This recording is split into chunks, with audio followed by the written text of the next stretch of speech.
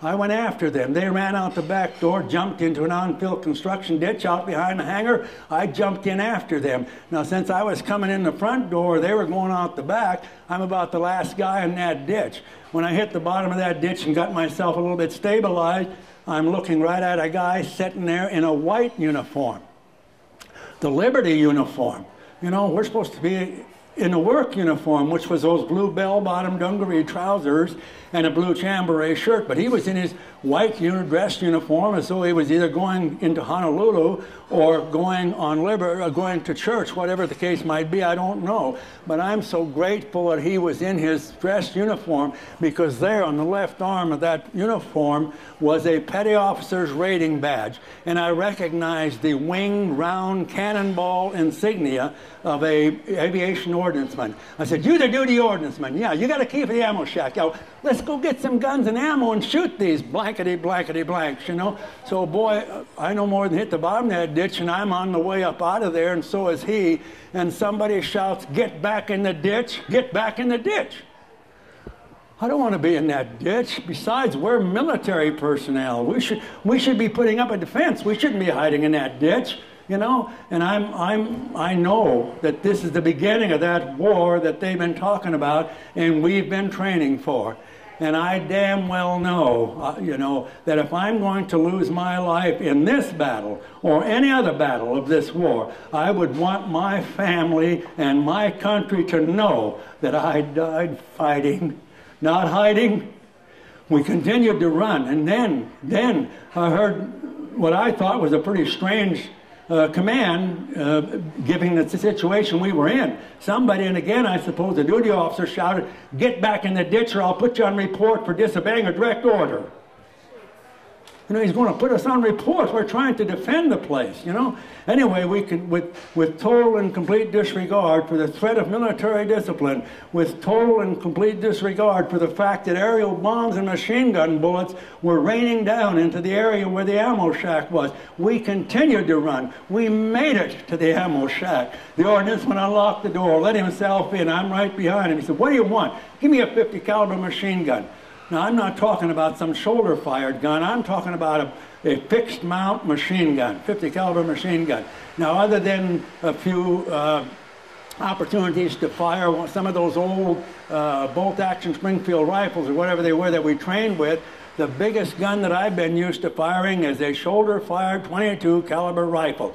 This thing, to me, I was maybe 5'10", 145 pounds. That would be fully clothed and full of chow.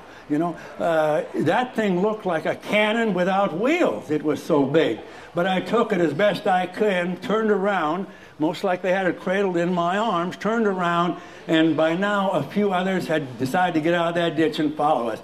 The guy right behind me is at least a head taller than I am, huskier built. I just offloaded it to him. I said, "Here, take this to the PBY parked in front of 23's hangar. I'll get the ammo." And he looked surprised, but he took the gun, turned around, out the door he went.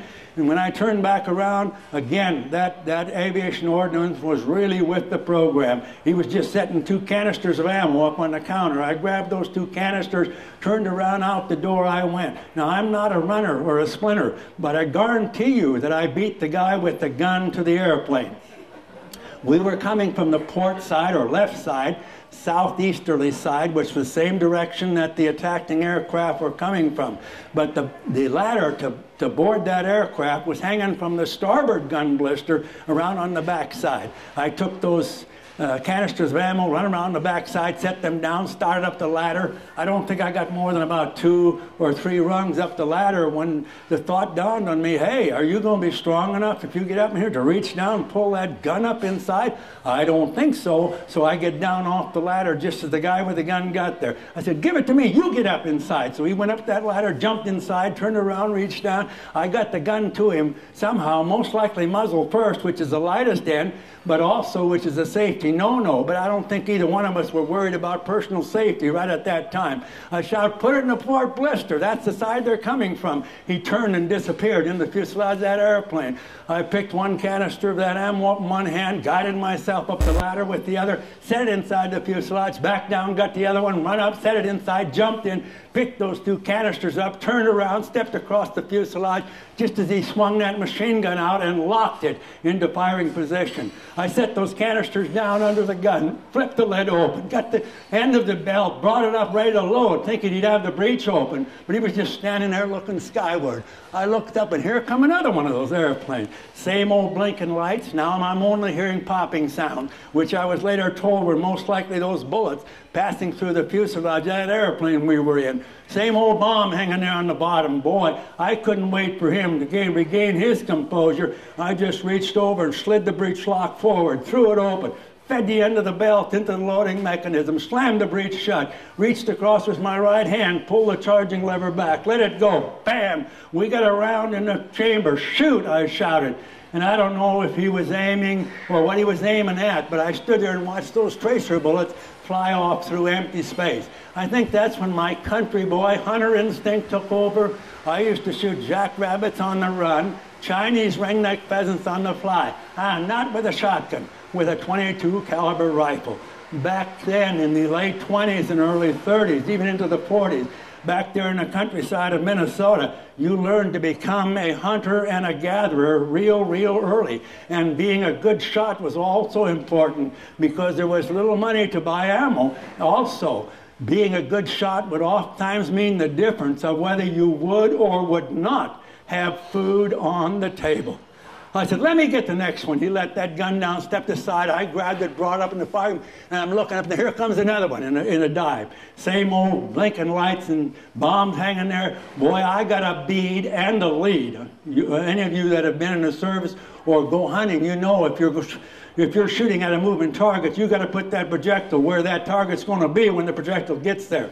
I knew enough to lead him. So I continued to lead, and I squeezed that trigger, and I continued to fire. When I couldn't raise that gun any higher, I still continued firing until the fuselage of that airplane had passed just overhead. I watched those tracer bullets fly through the air, and it looked like every one of them went right into that round opening on the front of that old radial engine dive bomber, and then stitch to stitch right down the bottom of the fuselage. But you're not going to have time to watch and see what happens with him, because you better be looking for the next guy that's coming at you. I brought that gun back down, and I'm looking, and I don't see any more in the dive, but there's one out over the channel, maybe 2 city blocks away, well within the range of a .50 caliber machine gun. Boy, because he's not in a dive, but it is a steep banking and descending left turn, as though he's getting ready to make another round on us. Because he's in a bank like that, I can see the fuselage. It's about 6 or 8 feet behind the front of that airplane. I figure if I use the front of that airplane as my aiming point, I'm going to get a few rounds into that fuselage. And believe you me, if you can get a couple of .50 caliber slugs bouncing around inside the cockpit with that pilot, you're going to give him something else to think about besides coming back and machine gunning you. I continued to lead, squeeze the trigger. I don't think I got off more than about 6 or 8 rounds. But I saw at least 2 tracers seem to disappear into the fuselage of that aircraft. And when they did, it did an abrupt rolling right turn and was gone from my field of fire. No more aircraft came back to bomb or to strafe our end of the island that morning. We stayed at that gun. We got to fire at a few other aircraft flying to or from other targets, but no more head-on turkey shoots like those first ones were. A little later in the day, after we'd get out of the airplane, there was no more action. We got out to we were trying to pull the on-burning aircraft away from the ones that were burning, trying to save what we could.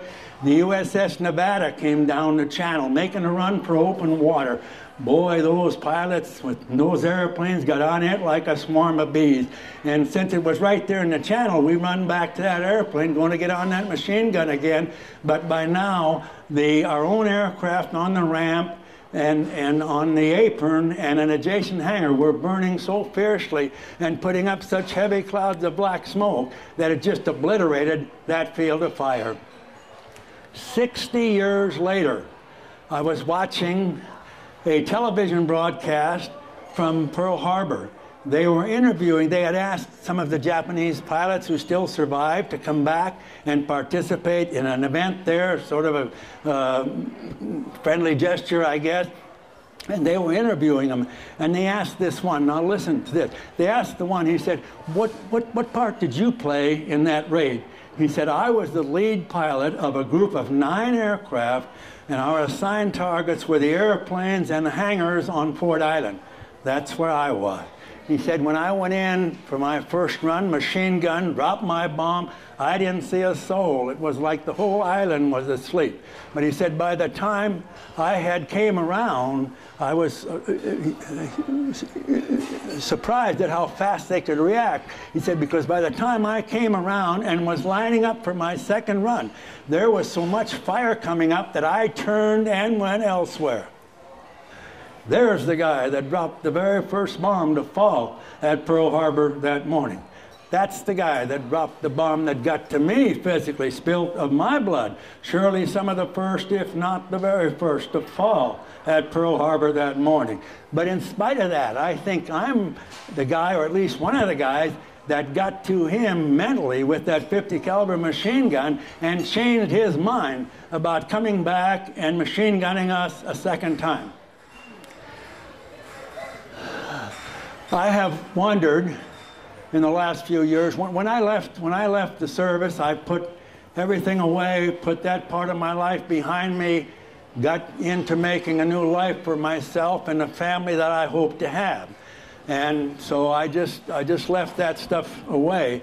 Back in about 2007, my sweetheart, who, by the way, has also been my wife for almost 58 years, but she's still my sweetheart. The honeymoon goes on, believe you me.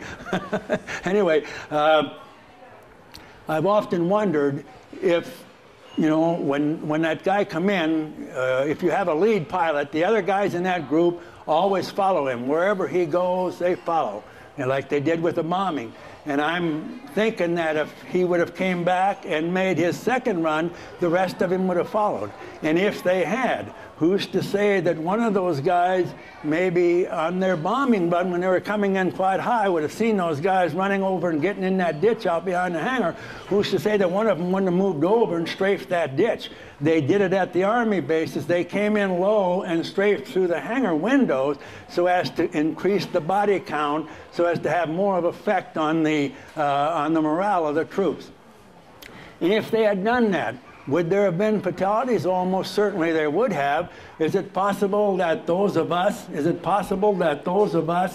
who, under the threat of military discipline, with complete disregard for that, went and got those machine guns and set them up and put up some defense, which seemed to change that lead pilot's mind? Could we maybe have saved the life of the very guy that threatened us with military discipline for doing so? I don't know. It's possible. Anyway, that afternoon, suddenly there appeared a bunch of sandbags. I have later met family members of one of the individuals who was working as a civilian employee on Ford Island that morning. He said, we didn't have any guns, we didn't know what else to do, so we just got sandbags and brought them down to you guys. So anyway, and we built sandbag machine gun emplacements while other people in the hangars were welding up some tripods, because we didn't have any mounts other than what was in the airplanes themselves.